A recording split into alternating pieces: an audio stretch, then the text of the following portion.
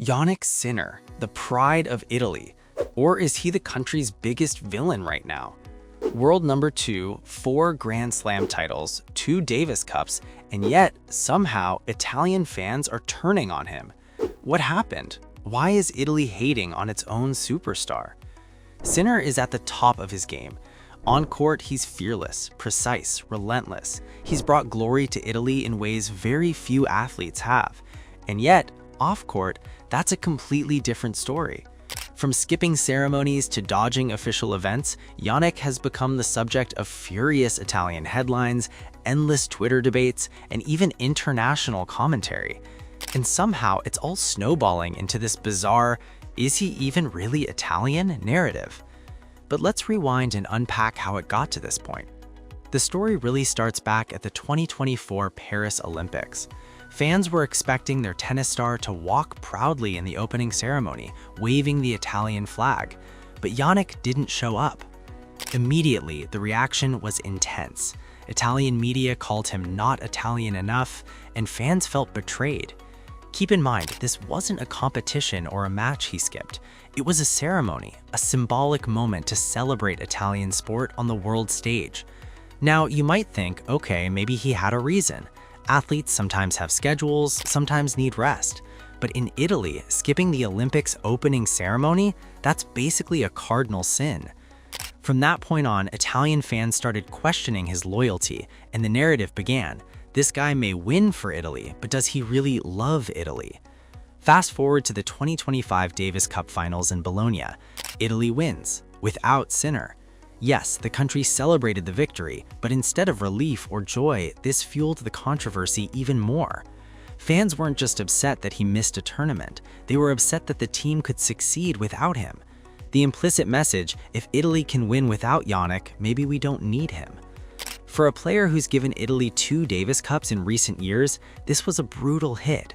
On paper, he's one of Italy's most successful athletes ever.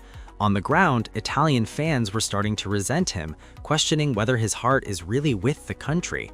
Then came early 2026 after winning the Australian Open. The Italian president, Sergio Mattarella, invited him to the Quirinal Palace in Rome, an honor reserved for Italy's top sports stars.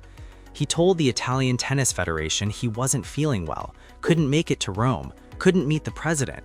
And then, 3 days later, photos surfaced. Jannik Sinner, on a ski slope in South Tyrol, smiling, with children, not sick, not resting, skiing. The Italian internet didn't need an invitation after that. Sinner was skiing at a resort with children, not just skiing casually, but actively enjoying a day on the slopes. Cue the outrage. Social media exploded. Headlines questioned his commitment. The Italian press was merciless. This incident marked a turning point. Up until then, fans could excuse his skipped ceremonies and events as scheduling conflicts. Now it looked like personal choice versus national duty, and in Italy, that's not taken lightly. And here's where things hit peak tension: the Milan Winter Olympics opening ceremony, Italy's biggest sporting moment of the decade. Rumors swirled that Sinner would appear. Fans, the media, and even fellow athletes were expecting him. But he didn't show. Why? He chose to practice for the Qatar season instead. That's it. Pure professional choice, focusing on his tennis. And yet, the reaction, explosive. Headlines framed it as a betrayal. Social media called it disrespect. Memes circulated, questioning his Italian identity. This is a man who's world's number 2, arguably Italy's greatest tennis player right now, and he skipped one ceremony and suddenly he's public enemy number 1.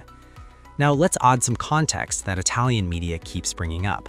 Sinner grew up in South Tyrol, the German-speaking region of Italy. This is more than geography, it's culture. South Tyrol has its own unique identity, language, and traditions. And for some Italian media, this has become a way to question Sinner's Italianness. Articles highlight his upbringing, implying that he's somehow less connected to mainstream Italy. Combine that with skipped ceremonies, social outings, and the skiing photos, and suddenly the narrative becomes he's Italian, but not really one of us. It's frustrating because this completely ignores his on-court contributions: 4 Grand Slam titles, Davis Cups, Italian pride in every match he plays. And here's how you know it's bad. Andy Roddick, an American, went on a podcast and suggested Sinner should show up at the closing ceremony to heal the relationship with Italian fans. Let that sink in.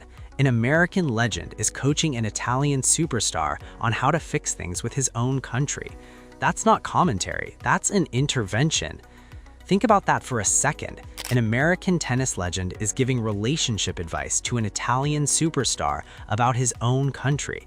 That's how bad it's gotten.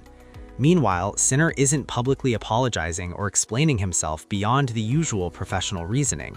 And in Italy, silence is often interpreted as arrogance. If you think it's just about missed ceremonies, think again.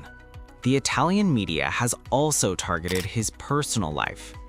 His girlfriend, Danish model Laila Hasanovic, yes, formerly linked to Michael Schumacher's son, was photographed in his box at the ATP finals. Italian tabloids ran stories questioning his loyalty to Italy while dating a Dane. Italian tabloids photographed her in his box at the ATP finals. Danish model, former girlfriend of Michael Schumacher's son. And suddenly, the headlines weren't about tennis anymore. They were about loyalty, about identity, about who Jannik Sinner really belongs to, as if dating someone from Copenhagen means you've betrayed Rome. Here's the core issue nobody seems to frame properly. Sinner gave Italy everything on court. 2 Davis Cups, world number 1, major titles, countless moments where he's carried the flag proudly, where he's celebrated Italian sport internationally. And yet, because he doesn't attend certain ceremonial events or chooses personal downtime over symbolic appearances, he's suddenly ungrateful or disloyal. This is where the narrative becomes toxic. Italian fans are conflating public appearances with personal loyalty, but one is about optics, the other is about actual contribution, and Sinner's record speaks for itself. Pause for a second. Are you team Sinner is just focused on his career, or team he owes it to Italy to show up? Drop your thoughts in the comments. I want to see which side you're on. And don't forget to hit like if you think fans shouldn't judge an athlete for taking care of themselves. Let's be honest, on court, Sinner is untouchable. His focus, discipline, and drive have made him one of the most exciting players in tennis. He's Italian through and through in performance, if not in ceremonial ritual. Off court, however, he's navigating a very different battlefield. Expectations, media narratives, national identity, and invasive scrutiny. Missing a ceremony isn't a scandal anywhere else in the world, but in Italy, where sport and national pride are deeply entwined, it's treated as a personal offense. The tension between Sinner's professional priorities and public expectations has created a narrative where success isn't enough. You have to perform politically and ceremonially too. And for an athlete whose primary focus is tennis, that's a lot. The backlash is loud and visible. Social media, newspapers, and sports talk shows are dissecting every move he makes. But the reality, fans see what they want to see. Photos of skiing, missed ceremonies, dating a foreign girlfriend, all fuel the story, but none of it diminishes his contributions to Italian sporting legacy.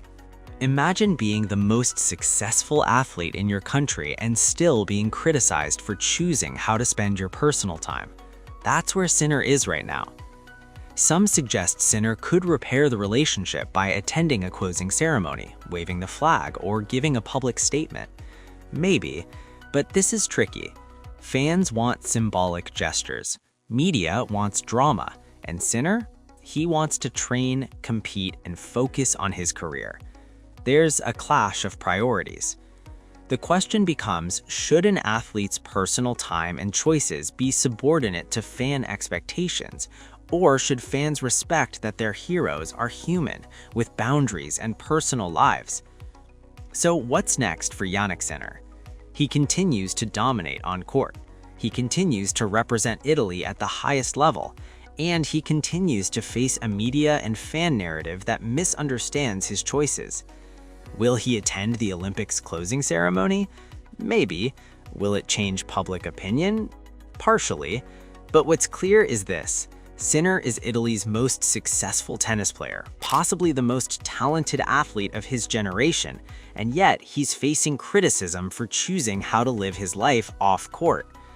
It's a strange paradox. Give Italy everything, and they still question your loyalty. Skip a ceremony, and suddenly you're the villain. What do you think? Is Italy being too harsh on Jannik Sinner, or should he make more symbolic gestures to repair his relationship with fans? Hit that like button if you think athletes deserve personal freedom, even if they represent their country. Because once a nation turns on its own hero, even briefly, the relationship is never quite the same again. The applause gets louder, but the trust gets quieter. And sometimes that's the beginning of the end of something that didn't need to break at all. And don't forget to subscribe for more updates, hot takes, and behind-the-scenes drama from the world of tennis.